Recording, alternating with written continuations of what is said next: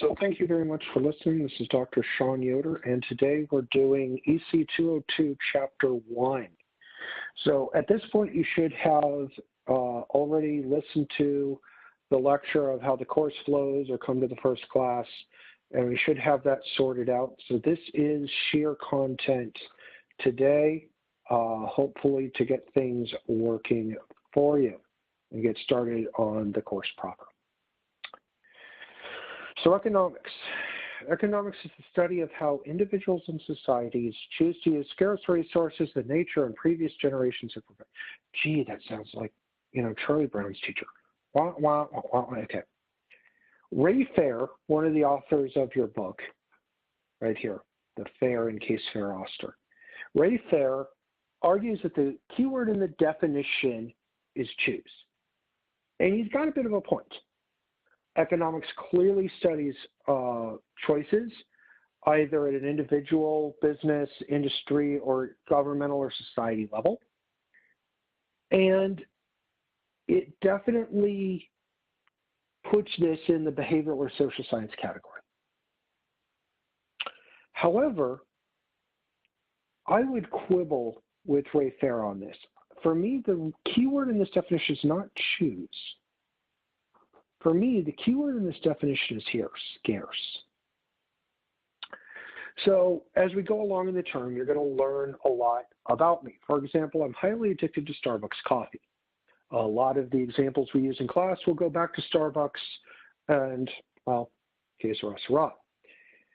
However, I also like Lamborghinis. Now, I personally believe that I need 34 different and separate Lamborghinis. Yep, 34. I need one for every day of the month because it's improper to use the same Lamborghini multiple days in a month. And then I need some special event Lamborghinis because clearly it's you don't want to pull up to a wedding or fancy event in your normal Lamborghini. You just don't do that. You got to have a special one for that. Now, lamentably, I know it's a total travesty, but lamentably,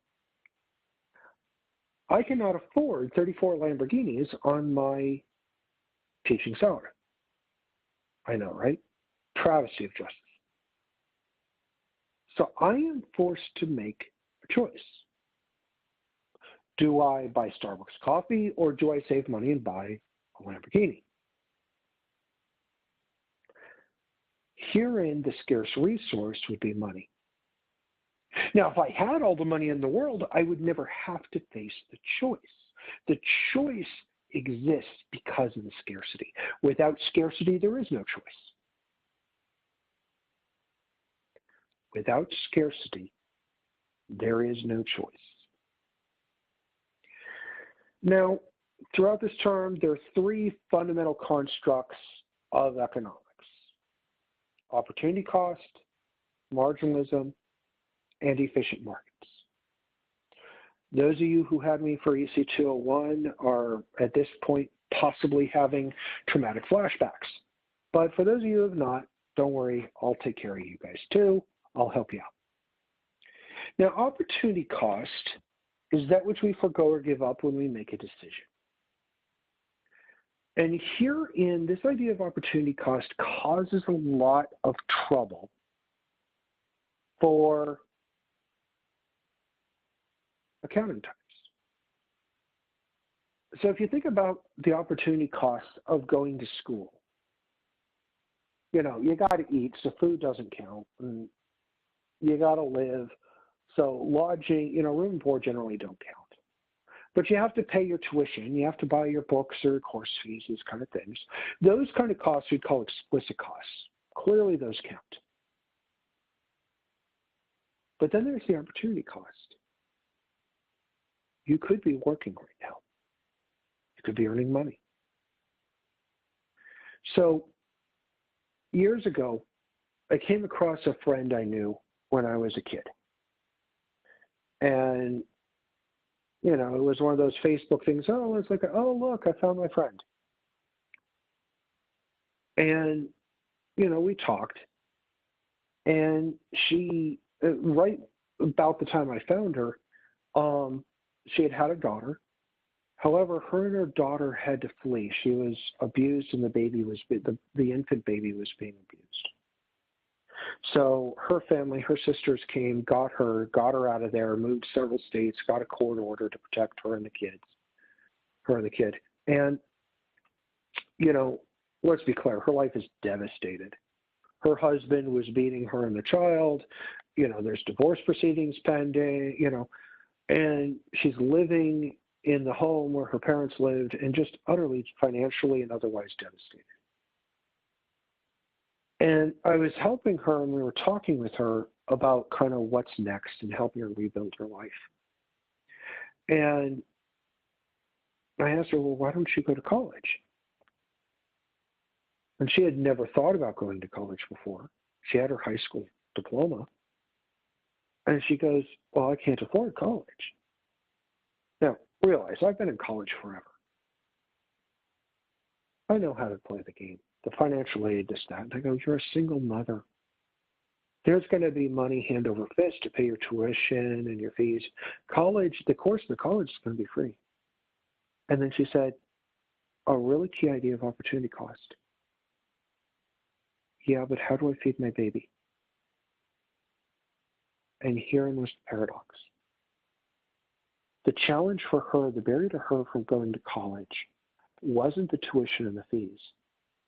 The barrier for her going to college was that the opportunity cost was too high. It wasn't just you're going to be eating ramen noodles and it's going to be hard to make ends meet. It was, I've got a family I have to support.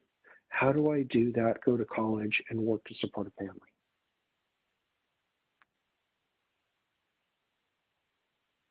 Notice opportunity cost was predicting her behavior. It wasn't the hard cost. It wasn't the actual tuition and books and fees. It was the opportunity cost that caused the issue. I'm going to go ahead and skip that slide. It's about India and how economists figured out that the opportunity cost of students going to help their families with their ag when the agricultural resources were plentiful caused them to miss school, and we could see it in the math grades. So it's an interesting story. You can read about it in your text. Second construct is marginalism. Now, those of you who had EC 201 are probably having in convulsions right now, marginal cost, marginal benefit, marginal this, and marginal that. Yeah, I get you. Just remember, in economics, when you do analysis is done one at a time. Analysis in big jumps is often wrong. Think of it this way. It's a hot day, you walk into Dairy Queen. When you get there, the person at the counter may have your order, please. And you say, I'd like 50 ice cream cones. Do you do that? I'm really hungry, I want 50 ice cream cones. No. Most people order one, consume it, and then if they want the next, order that and consume it. That's marginalism. Now, the last one is efficient markets. A market in which profit opportunities are eliminated almost instantaneously. I call bull pookie on this one. This one, it's an assumption we make in economics. It's not always true, and quite honestly, sometimes over-adhering to efficient markets, this assumption, leads to a lot of mistakes. So, tell you a story. I was on my way to class, and this particular day in class, I was bringing pizza and some sodas, and I needed to pick up, I was ordering pizzas and having them delivered, and I needed to get some plates, napkins, and some cups for the sodas. And so I went to the grocery store. Now, I don't know what it is about generally the Pacific Northwest, but y'all are weird. Okay? I don't get it. I think you guys have passed a law or something that says pretty much every grocery store is required to have a coffee shop in it. What's up with that? In the rest of the country, we have coffee shops. In the rest of the world even, we have coffee shops and we have grocery stores. These are separate things. They may be next to each other, but they're separate things. Here, you go and squish them all together. Okay. So I went into the grocery store to get my stuff, and I hadn't had my coffee yet. Now I walked in and I saw this Starbucks kiosk, and I had this little small party in my head, right? Oh, yay, I can get my coffee here. So I walked up to the Starbucks kiosk and placed my order. Now you got to be careful with Starbucks. You can order the same beverage different ways and pay totally different prices depending on how they ring it in. So I placed my order using Starbucks code.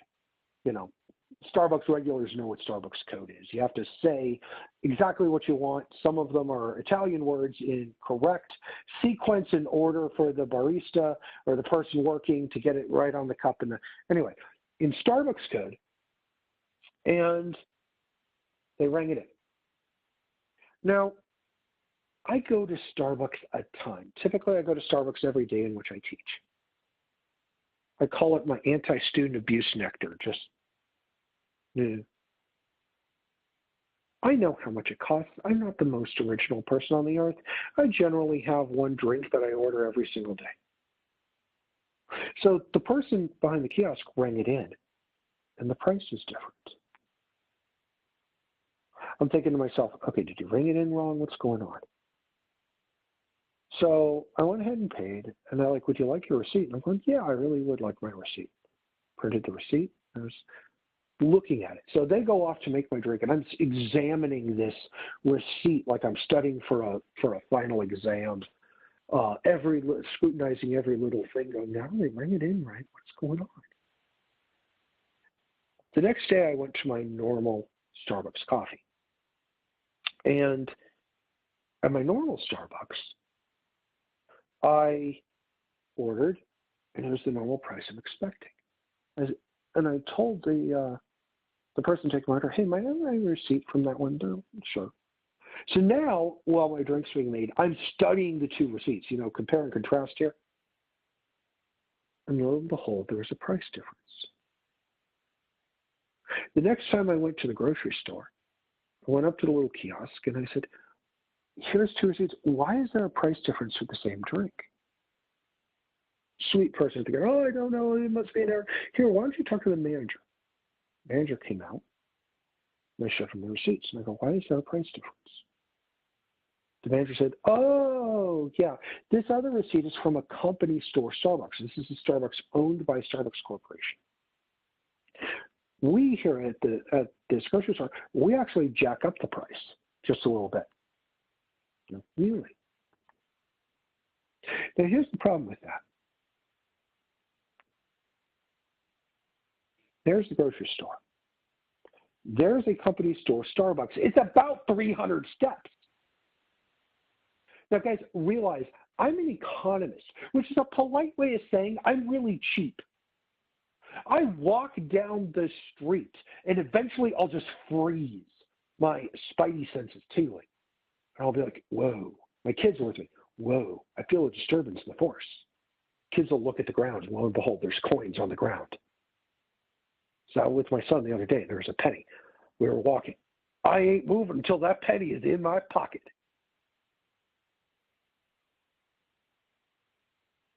I would have walked 300 steps to save the money. There was no sign at Subway that says, save money, walk 300 steps that way. No, Efficient Markets says I would have known what the price was when I showed up and been able to do that. So I call bullpucky out the gate. I do call bullpucky out the gate. But it is an assumption, Efficient Markets, to help us not overly complicate things that we tend to complicate anyway. Why do you study economics? Because when things go bad, think COVID-19, think the Great Recession, economics majors tend to do better. Economics majors tend to be able to keep their jobs, find jobs faster, and tend to get a little higher wages than other majors. Now, economics is divided into two primary groups. Microeconomics, EC201, that studies individual industries, individual firms and households and people. But this class is EC202, macroeconomics. So here we're studying aggregates, not just the paycheck of a person, but the income of the entire society. Not just do you have a job or not, but the employment of everyone. What is the employment or unemployment rate? And what does that do to the entire country, state, or region? But both matter. So this here is a map of the state of Indiana. And up here in the top kind of center of the state, in this county, is this town, and it's in red here. This is Elkhart, Indiana. Elkhart, Indiana has two major industries, or one major industry, several employers, Thor Industries, Forest River. And these businesses generally make one thing, RVs. You know when you're driving up to the mountains and there's a, you're stuck behind one of these RVs and they're and then the car right behind them is like always going to the left. Can I get around now? Can I get around now? Trying to take a peek. Can I get around now? Yeah, that's totally me. I am so totally guilty of that. Now that RV in front of me going up to the mountains, there's a good chance either the RV itself or at least some components of it or some accessories to it were made in Elkhart, Indiana. In 2017, of Elkhart's employment, 67% was of the RV industry. If you're in a town and 67% is in one industry, that industry is your town. The other 33%, let's be clear, the other 33% are the teachers that educate the kids of the RV industry and the grocery clerks that feed the RV industry, and everything is the RV industry. If the RV industry went under, the town of Elkhart is effectively gone, right? Now in 2008 and 9, the RV industry in Elkhart, Indiana, they pretty much had their microeconomics right. They were making the correct number of RVs, they were producing it properly, hiring the correct number of workers, everything was pretty well right. But then the macroeconomic tidal wave of the Great Recession nearly wiped them out. If you've lost your job, you're not buying an RV unless maybe to live in, but even then, coming the money is going to be hard. The town was almost wiped out. They got a lifeline from the government, and up until the COVID stuff, they were doing okay. I need to check in on them here soon and see how they're doing in the COVID world. But Elkhart, Indiana had their micro right and their macro wrong. You can be a business and have all your micro perfect and get wiped out with a macroeconomic tidal wave. So here we go. Prices, you look at individual prices of one item. In macroeconomics, we look at all prices together. We call it inflation. Income, employment for the entire country. There you go. Now, economics is further subdivided. So the economics is kind of like the Borg, guys. We sort of assimilate everything. Like behavioral economics, we went and grabbed the psychologists and sort of assimilated them. Econometrics, we grabbed the statisticians and the math geeks and sort of assimilated them. Economic history, no guesses who we grabbed there.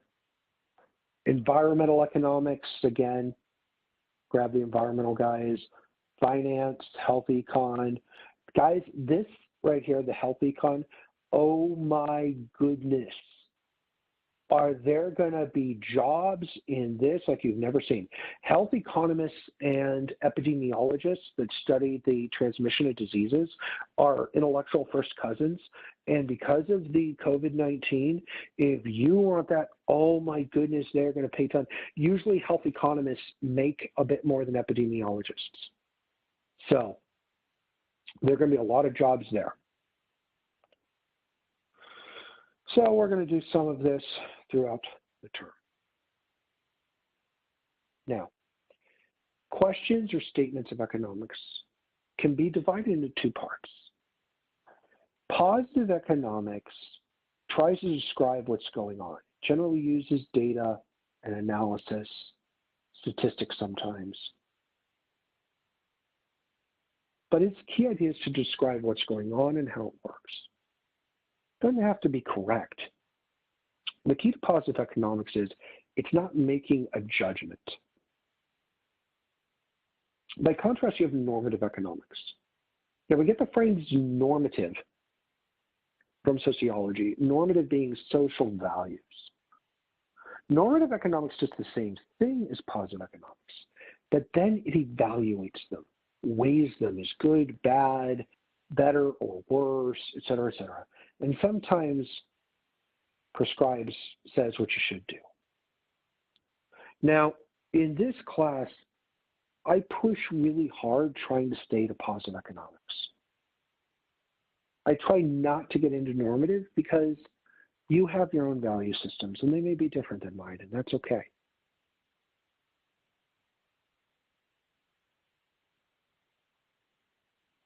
So we have assumptions and ideas that we use in economics. Classic one, which is Latin, ceteris paribus, or all else equals. Whenever you change things in economics, let's say the government were to change a policy and see what happened to the economy. You generally only want to change one thing because then you can see the effect pretty clean. That idea is ceteris paribus. However, sometimes ceteris paribus can be a little misleading because there's a lot moving in the economy.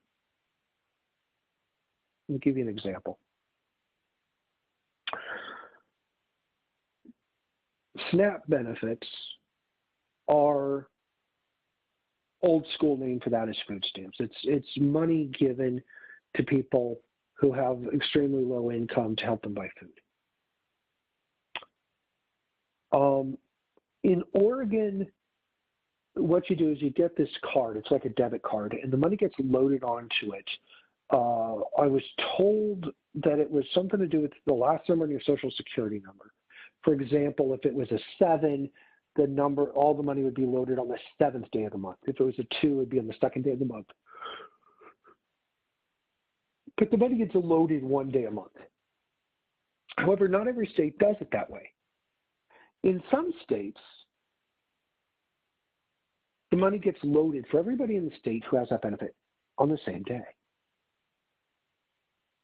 Now, in those states, we found something really weird. If you go, let's say the money gets loaded on the 7th. If you go to a Walmart in that state, some Walmarts, at around 10:30 on the 6th, 10:30 p.m., the place is packed. Everybody's shopping, the grocery shelves are starting to run out, and at exactly 12:01 a.m., everybody rushes to the checkout counter. What's happening? People are hungry. They got money to buy food, and they need to buy food for their families. Some Walmarts even had to invoke their Black Friday operation plans for line extensions and other things in order to try to handle that many customers. Now, just think about this. Keep this in your mind for a second. About 5 years ago, now, maybe a little longer, the United States was having a discussion about raising the minimum wage. Now, I don't care whether you're in favor or against it. That's not the point. But consider this.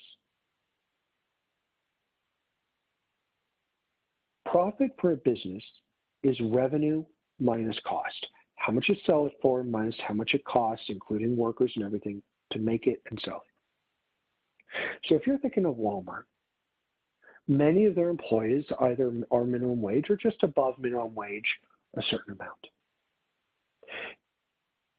If you were to raise the minimum wage in the United States, ceteris paribus, revenue is the same, ceteris paribus, you're only changing one thing at a time. And the costs, Walmart's going to have to pay some employees, not all of them, some more. So ceteris paribus, the profits for a company like Walmart would go down.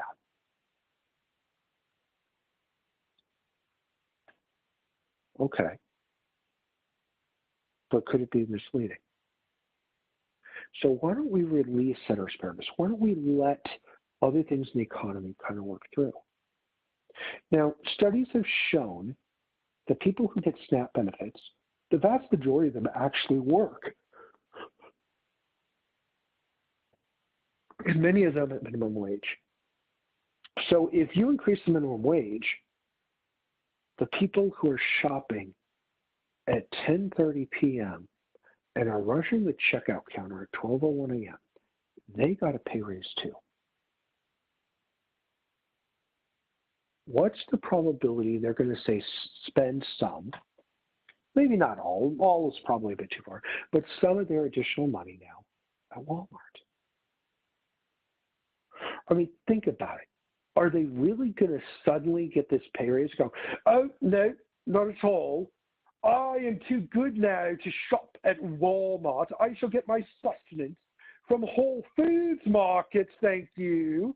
I don't want to be shopping with these peasants any longer. Really? No, of course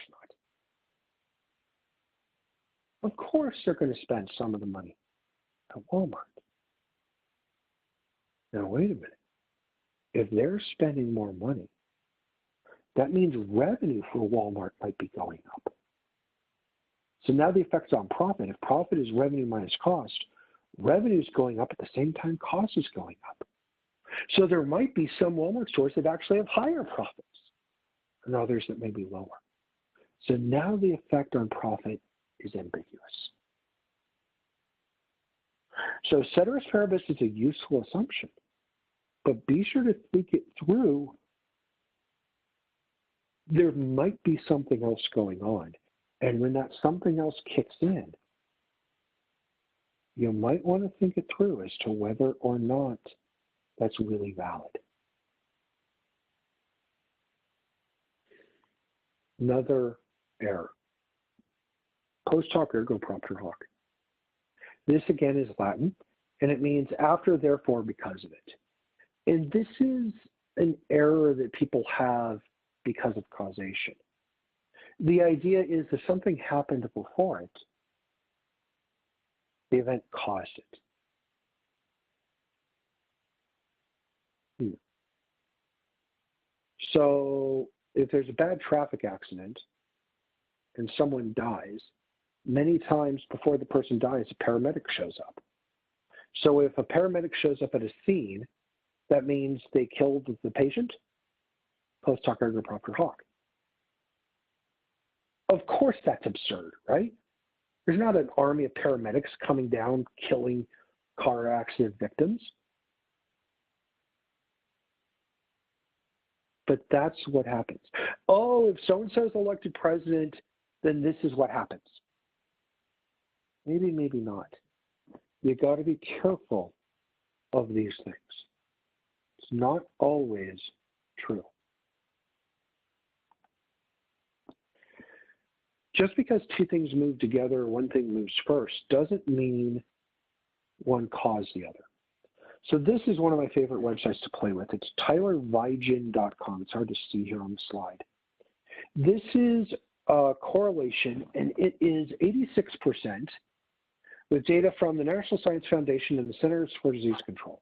This is the number of PhDs awarded in the discipline of economics. It's correlated 86% with the number of people in that given year that trip over their own 2 feet and die. Save life, ban economics? Of course, these two things have nothing to do with each other. Oh, I love this website. Lots of fun. I was on there the other day. It was per capita consumption in the United States of margarine. So when you go to the grocery, I hate margarine. Ugh, I feel dirty just saying it. Per capita consumption of margarine is correlated in the 90s with the divorce rate in the state of Maine in the same year. So the next time you're at the grocery store and reach for the margarine, buy butter, save a marriage? Of course, one thing has nothing to do with the other, barring some poor soul with really bad flatulence, maybe, like lethal flatulence. But, you know, in general, one thing has nothing to do with the other. So be careful. Just because two things are moving together or just because one thing went before it doesn't mean they caused it.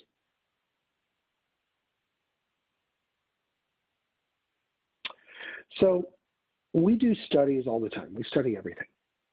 There was a professor, an economics professor up at Dartmouth University. His name was Bruce Sacredot.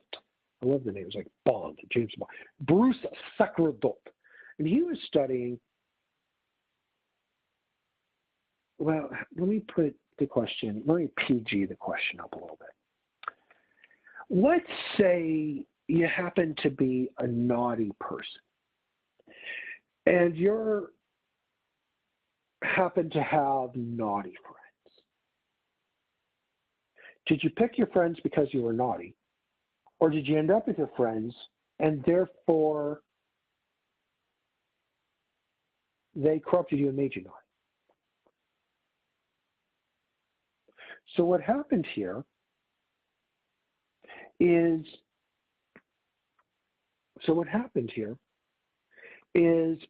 at Dartmouth, whenever you are a freshman, you have to live in the dorm, and your roommate is randomly assigned to you. So what Bruce Sacredot did is he looked at this and found there was a roommate effect. Now, because the roommate was randomly assigned, you didn't pick them. And he found that the roommate you had affected your GPA, how much effort you put into your classes, and shockingly, whether or not you joined a frat. Again, choices. But these are the kinds of things economists study. So to sort out the post hoc ergo propter hoc, Bruce used the random assignment so that the chicken and egg problem was broken.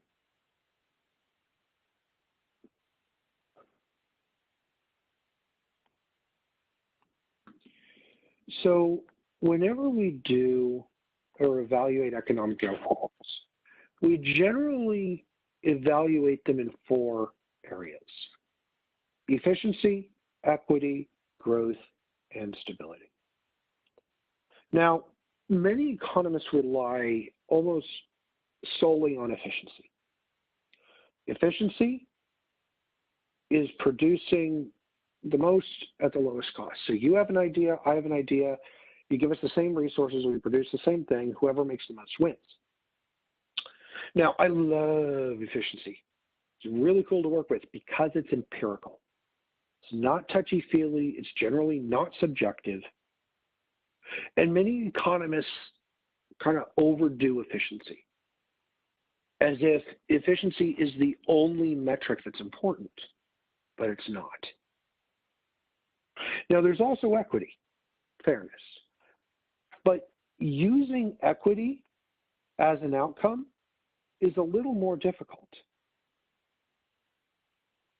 Here we have three lads trying to watch a baseball game.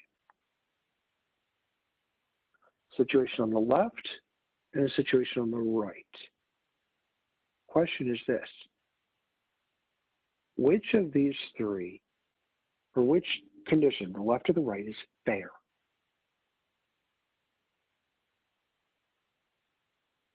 Some people say left, some people say right. Honorable people disagree about this. In the United States, if I were to give a poll of the entire country and ask, do you want policies that improve fairness? The vast majority of the country will say, yes, I'd love to meet the 180. No, I totally wanted policies that are more unfair. Right? Almost everybody's going to say, sure, I want more fairness. But when you get into the policies,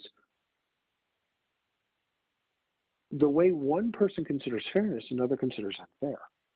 Consider Senator Sanders of Vermont and Senator Cruz of Texas.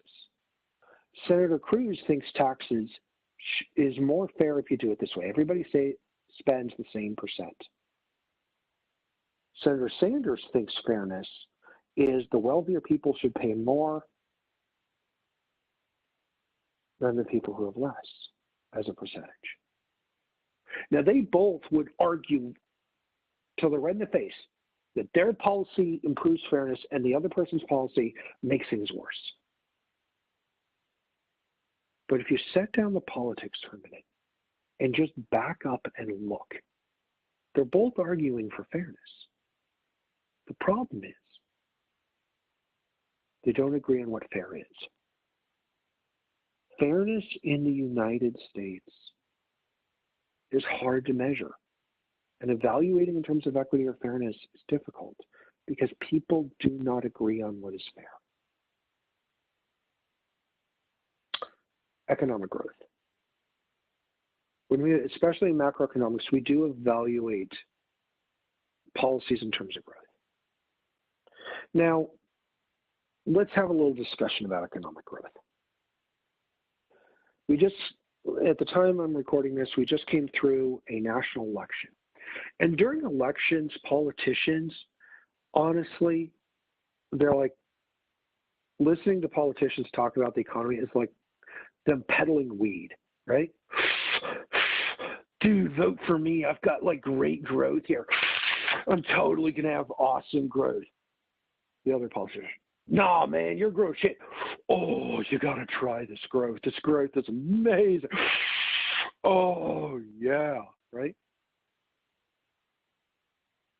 All right. The guy who got the Nobel Prize, the guy who got the first Nobel Prize in economic growth, his name is Robert Solow. He's a U.S. Army veteran.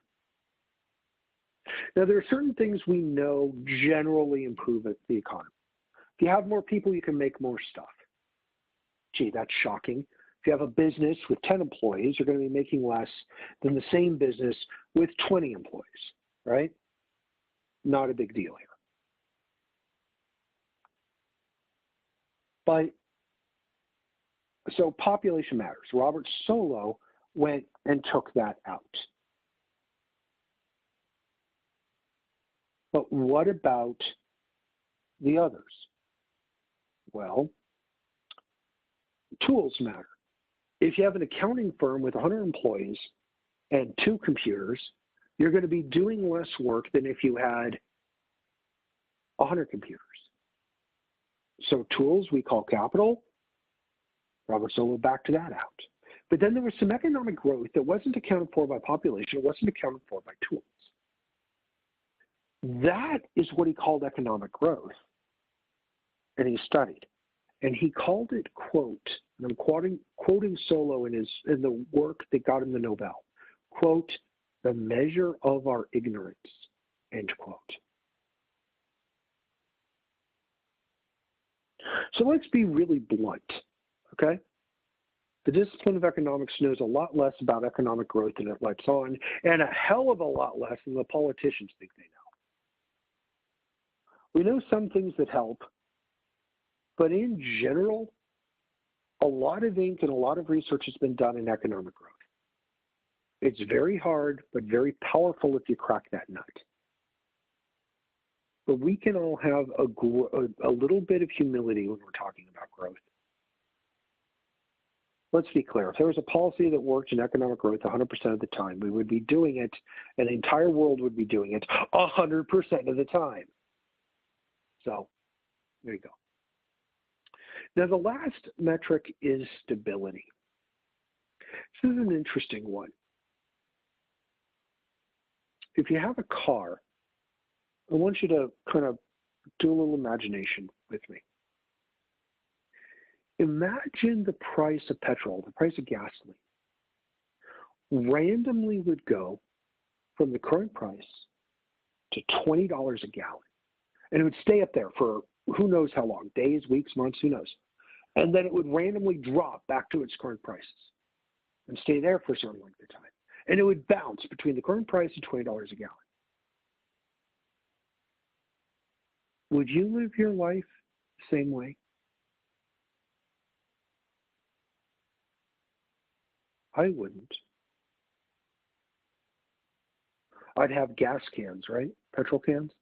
And whenever the petrol price was low, I'd fill them up. And then when it's low, I'm like constantly making sure my tank is topped up so that in case it shoots up, I've got as much petrol as possible. And then when the price shoots up, I like only going to fill exactly the little bit that I'm going to need that day because I don't want to overfill it and spend too much money. Maybe if it's up there too long, I might sell my car and get a bike. Or when it's really high, go to alternate transportation like buses or who knows, right? Sometimes you may want a little less efficient outcome just because the changes you have to make for the instability are too profound. So we've got these four outcomes: efficiency, equity, growth, and stability.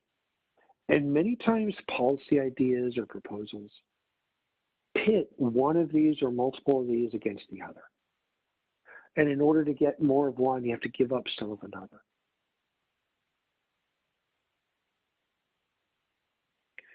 The book and the course is step by step. Each little bit builds on the next. So make sure as you're listening to your lectures, you listen to them in order. Make sure you go through. Don't try to jump too far ahead of the class because it's gonna matter which way you do it, how you do it, so that you understand it fully. If you get stuck, please come to office hours, give me a call, let's get you unstuck. Now, in terms of graphs, this is a classic time series graph. Here's the years, here's the data points. Each dot represents a year. You just connect the dots to draw a time series graph. But the years go on the x-axis and whatever you're observing is on the y-axis. The x-axis is the left and right. So in this case, it's years. The y-axis is up and down. In this case, that's total disposable personal income in the United States. The origin is this point here at 0, 0, where you kind of start. The y-intercept is where it crosses the y-axis, and the x-intercept is if the graph crosses the x-axis. Positive relationships on a graph go up and to the right. In this case, I want you to think supply. Supply has a positive relationship. Negative relationships go down and to the right. Think demand here. Demand has a negative relationship. They look like this. Positive relationship, negative relationship.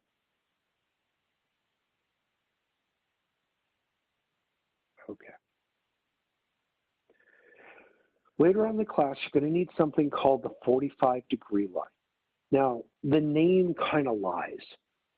The 45-degree line is not always at 45 degrees, but the idea of the 45-degree line is that the value of x is equal to the value of y at every point on the line.